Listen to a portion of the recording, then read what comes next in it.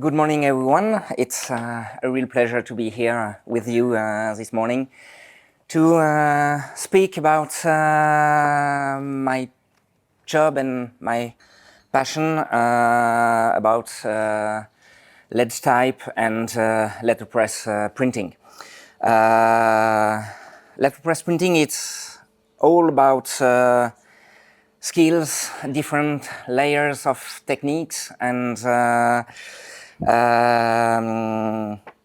it's techniques who we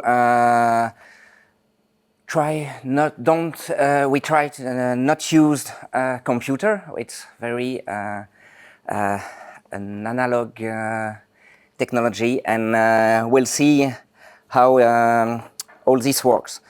Then just a little reminder about what is a type and what is letterpress and history of printing. Then if I took a typeface, here you have a block of wood with a B. Then the typeface is here, and the rest is the block who you can put on the press and print. And in fact, the difficulties is the face of the type is reverse. And I don't know what's going on. Yep. The connection. No. I think we should just go to help because I don't even know. Yeah. Then, when you need to create your type, you need to read backwards, and it's all the difficulties, and you can see that some characters are tricky. The concept of movable type is the groundbreaking invention of Gutenberg in 1450. Before Gutenberg, printing was done with wood engraving blocks as early as the 5th century in Korea. But there was not so efficient and durable as Gutenberg system. And the advantage of movable LED type is that you can compose a text, print it, and reuse the same letters to print a different text. If you have your wood block, you print only the same things every time. After that, Gutenberg, inspired by the Vineyard press, creates the hand press made of wood and operated manually with 3 people to print. The first book was the Bible, and until the beginning of the 19th century, it was like that. As the picture there, it was a lot of people in a workshop to set type and print manually. With the evolution in metal foundry, hand presses were crafted from iron. And later, with the coming of steam power and electricity, the presses became fully automated. At the workshop, I have the luck to have 2 iron hand presses from 1824. It's this one, and one bigger from 1840. And these presses are still in use weekly at the print shop, and it's ideal for printing proof sheets and small posters or art edition because it's completely manual. Then, with the evolution of the technology during the 80s, 90s, with the coming of computer and digital, the technology of printing changed completely, and it was how do you say that? The skills of the craftsman were becoming to be lost, in fact, and fortunate, passionate, and individual people like me, like others, mostly in Britain and in America, try to keep alive these skills and this heritage, and it's why we are here still printing with these old techniques, because with these techniques we are not only printing. We can emboss, deboss, die cut, fold, print with hot foil stamping. You can make everything by yourself, and it's virtually limitless, in fact. And you can put thin paper, very hard cardboard on the press. You can create what you want, what you need, without limitation, as digital press are not so not so how do you say that, flexible. Yeah, thank you. You have on the table here, you have some example of my work on some techniques. Then feel free to have a look after, no problem. Then it's time to speak about a little bit about my journey in the printing world. Then the print shop at the old city of Lausanne, near the cathedral, the Atelier Typo de la Cite.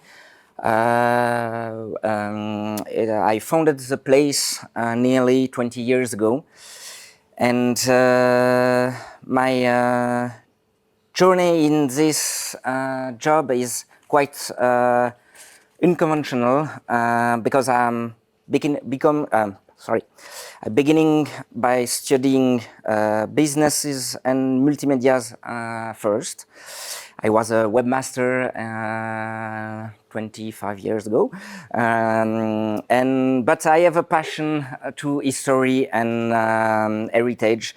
I'm a steam locomotive driver during my weekends. I'm sailing also on the lake with the old boat.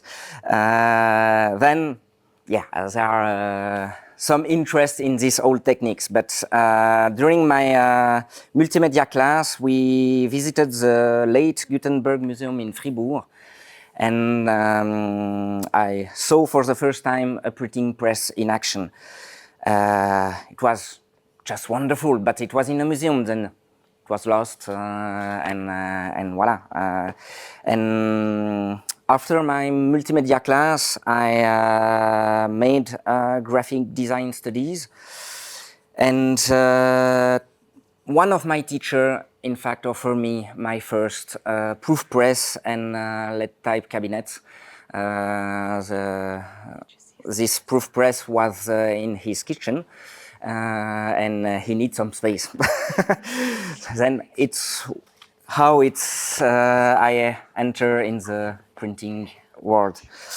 And I met some old printer who was very gentle to teach me how to use this machine, all these things. And in 2005, I opened the workshop in Lausanne.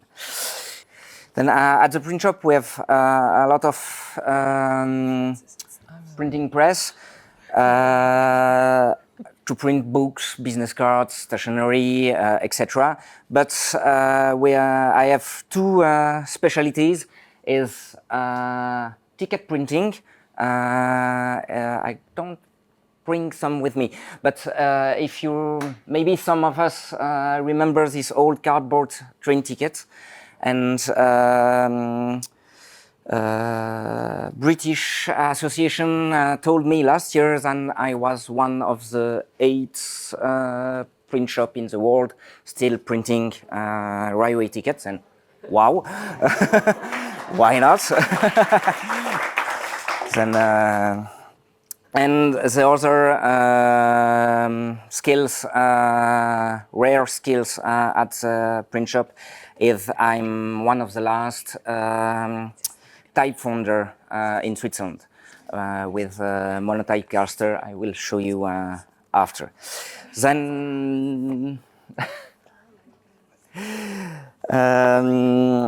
then to show you how we use all these materials, we will just follow the way of printing a book. How do we do that? Then first we need type, lead type like this one, and we need to cast this type. Then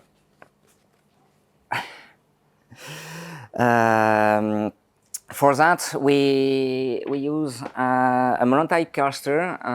It's a system to create lead type, like you will have a text here. It's a full page of a book, and you need to do so. You need to choose your characters, obviously, and you need to code the caster because the caster will cast individually each type and set the things together. And for coding, you use a paper ribbon. You put the code is little hole in the ribbon, and the caster will read this ribbon. Until last summer, it was like that because the paper, the ribbon paper, are not produced anymore. And with friends in Michigan, we create a computer interface, and you're coding your text in simple text, obviously, and with a strange system of electro valves, you go from the computer to the caster, and I already could cast my the text for the books. Then normally I have a video for that. Yeah. Then you can see the text and the letters are cast and come on the galley. And the text is set as you will set the text in InDesign. You can fix everything in a thousandth of an inch space without a big problem.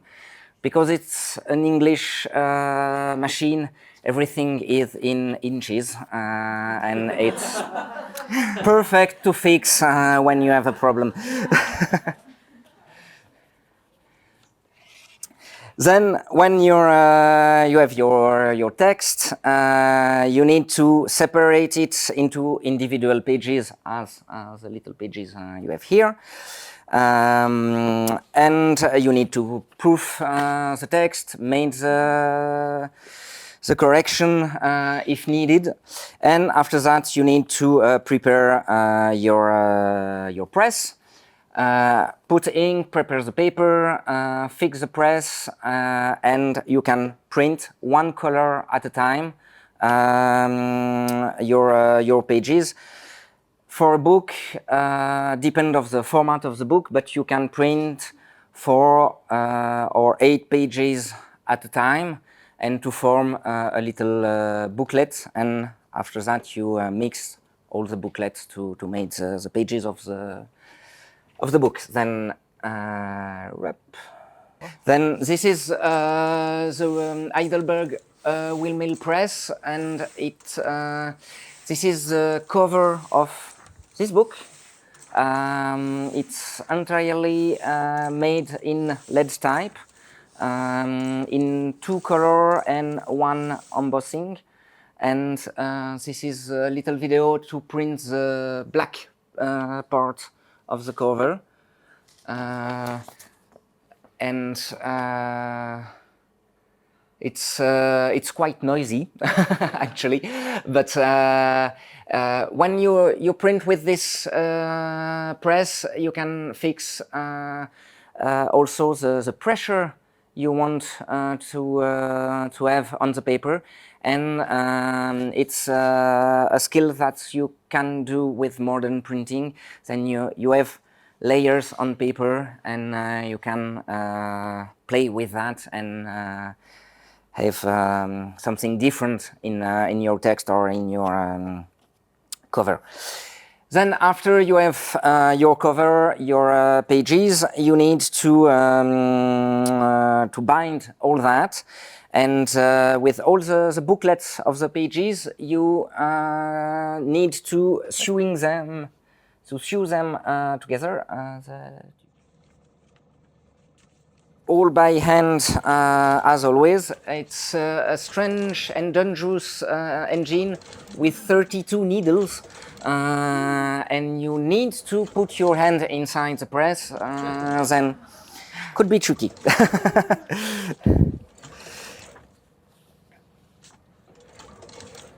And after your pages are you need to glue the cover, trim the book, and you have books ready. Then you can imagine then if you have a book with thousands of pages and hundreds of editions, it takes a lot of time, but you can choose every steps of production, every layers. Then you're the real designer from the beginning to the end of your product, and it's why it's so nice to use these techniques.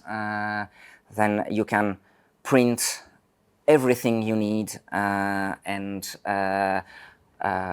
go from a little business cards to a big posters.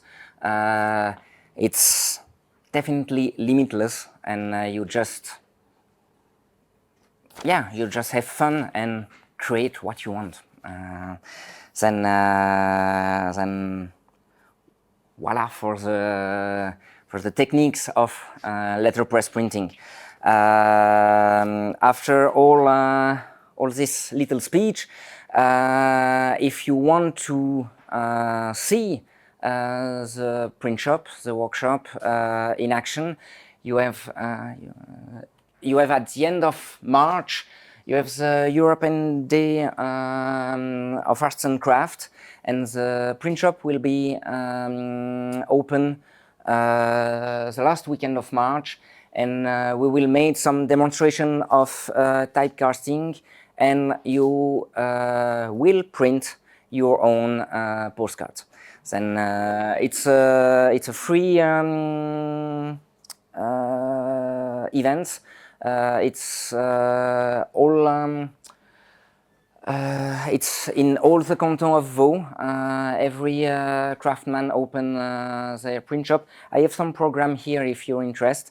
For the workshop, it's better to subscribe. Then feel free to come and see in reality what it's all about. Voilà.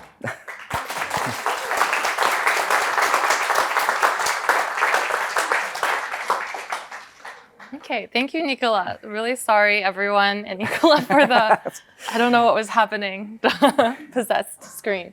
But now we have a couple minutes for Q&A. I'm sure you have lots of questions for Nicolas, and afterwards you can also come up and look at the product, because I think it's so cool how tactile it is. We have questions. Earlier you said that when you were doing the books, you were like a designer. Yeah. And my question for you, since you printed 3 books, is like, for example, when your clients they want to get this book, like, do you have a discussion about that? Yeah, of course. The 3 books was for my own edition. Then I was my proper client. But if a client come, yeah, I'm a graphic designer. But if other graphic designer come and we speak together and we design together the things, of course.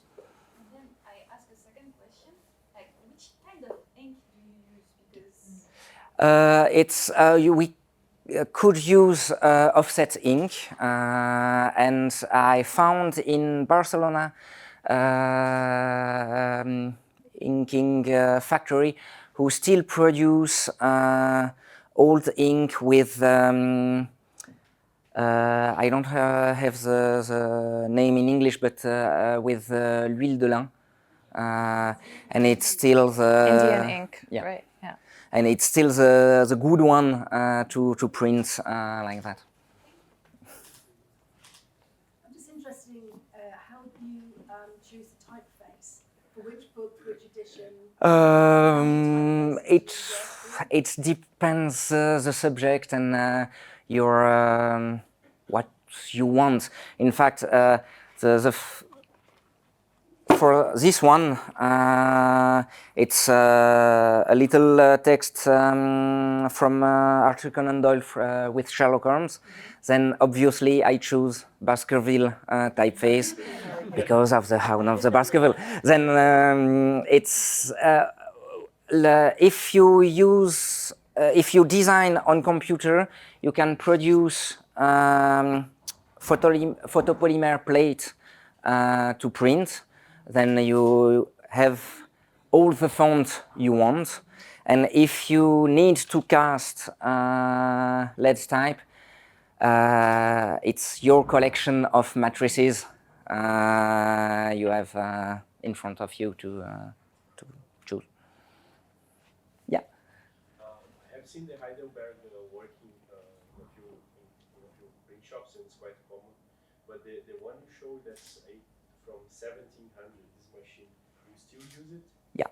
And my question is, how do you deal with the spare parts, the maintenance of those? Because I'm a steam driver, I'm also a mechanic. Then I have at the print shop also all the things, the tools to. In fact, especially for the caster, I have a lot of spare parts.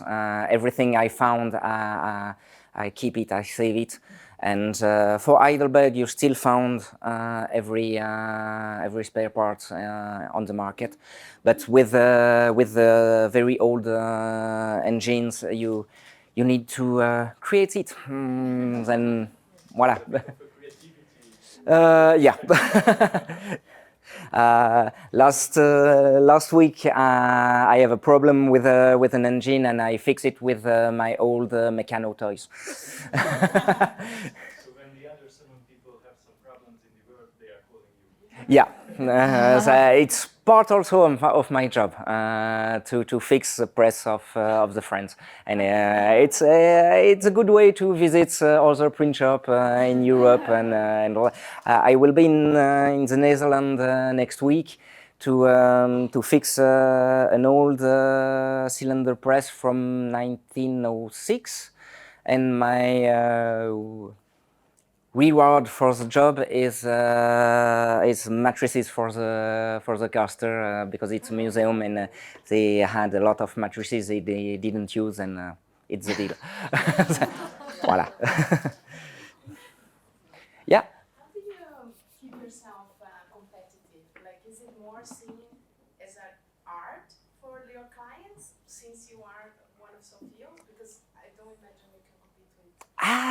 we could be competitive, in fact, sometimes. No, the difference is if you only print something on paper, of course, no need to come.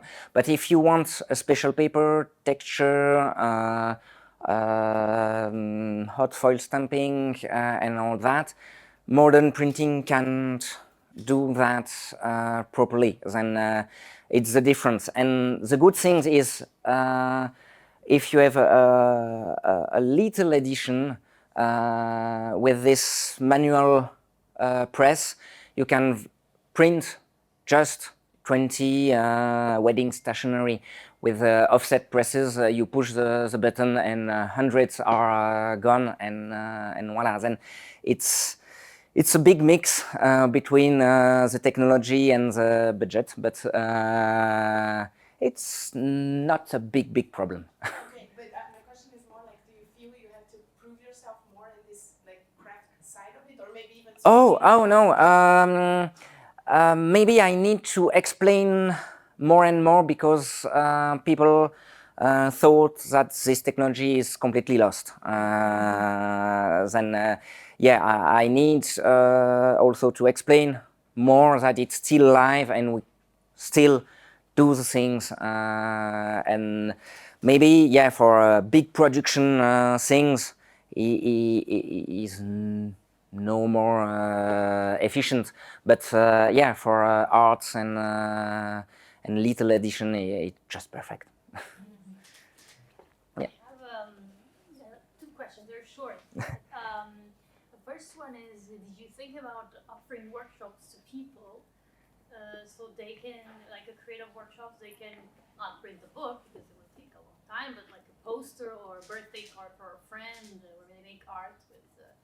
So it's like a one-time thing where you teach people to do that? It's a dream. In fact, it's a long time I want to open the shop. Just the time is missing. But normally this end of the year, I hope I will create my first workshop classes and all that. And the second is quick.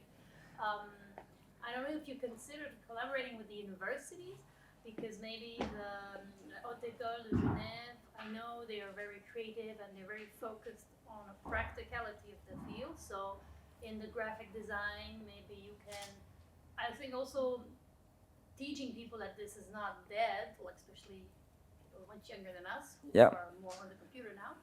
I find it super inspiring to give like a class, like a teaching. Yeah, it's also part of my dream because with the direction of the schools, it's not so easy to organize. With the Racrom here in Lausanne, it's dead for now. But yeah, with the truth with Geneva with the head. Near the head, you have the API, the Association pour le Patrimoine Industriel. I'm fixing the press for them there, and we try to speak with them, but yeah, it's. To me, this is like a big opportunity. For example, they don't need to have a long course of a semester, but maybe the end product of they produce something on the computer, maybe, or I don't know, and then the end result they do it in. Yeah, end of the school years, I made a lot of cover for the exams and all that. Then it's how I met the students and sometimes, but yeah, we need to go further, but it's not so simple to organize. Yeah. Since we're talking about schools, have you got at one point, I don't know, a 16-year-old person coming at your door and saying, it will be a dream. No, I have some students who come for 1 month, 2 months, and that's quite nice. But only one in 20 years open his own Riso shop, but maybe. Just really quickly, that book that you had up about the plants, Yeah. is that the one from Ripen? Yeah. Oh my God, I was wondering what happened to it. Alors,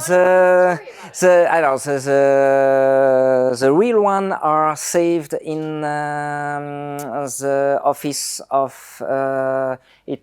Just there, in fact, in the office of the city, and they don't know if they want, if they will put back in place or at the museum in historical museum of Lausanne. But there's a book about the plants. Yeah, in fact, it's a 7-story, all truth, of course, of how these tools arrive in the middle of Ripon. It's a little joke with friends. We create this little book. Can you find this book somewhere? At my print shop or in Payo. Yeah. All the books you can find in Payo or directly to my shop. So when there are different colors in the same page? It's one color at a time. Then you need to set the type for the black, you set the type for the red, etc., etc. Don't worry. In general, you have one color. For the page, yeah, why not? Or if you in this one, we have an illustration in the middle in 2 colors, and even this one are in 2 colors, and the mix of the 2 made the third. But you have no limits. If you need to print, I don't know, 16 colors. No problem, if you have time. Yeah. How many what? I really don't know, but I have 6 tons of lead. Just a quick technical question. You can print half-tones? Yeah. It could be complicated with some paper, but it's not a big problem. We can print pictures.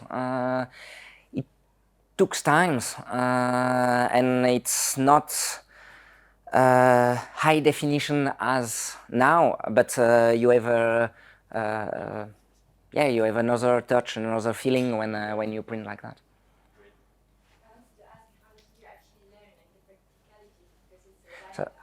Sorry, I didn't. It looks like from what you're saying, there's a big community all around the world. So I guess it's really like a network. Are you Yeah, the social media for that is pretty cool because it's a little community, but all over the world, a lot in United Kingdom and in America. Even I have a friend who cast in Venezuela. He had a problem with one of special string, and I just posted it yesterday. Then it's no more a competitive job because we need to keep alive all that. We help each other, and it's quite fun. It's quite cool. So basically, you know all your competitors.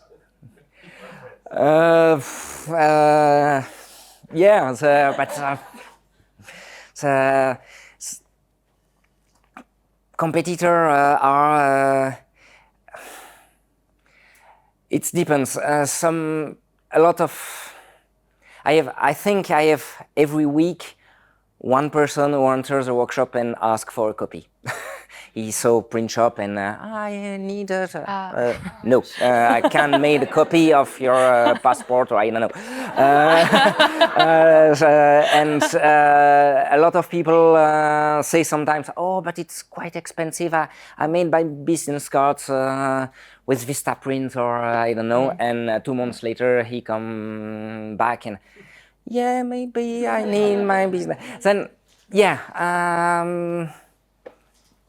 there are no really competing stuff. Then, yeah.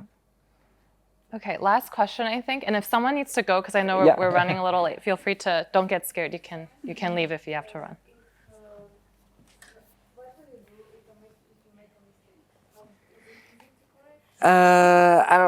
If in lead type composition, you can fix it.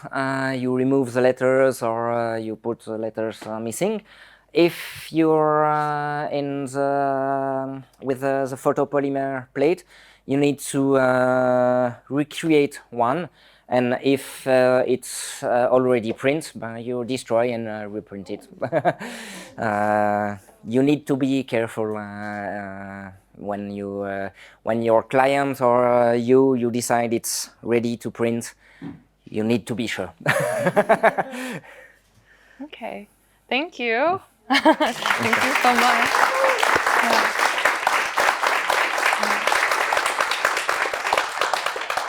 I think the art is really amazing, and it's also cool to hear your journey and the transferable skills that you were able to apply to the craft. And I really think it's something really different and really special about the prints that come from the printing press. So thank you so much.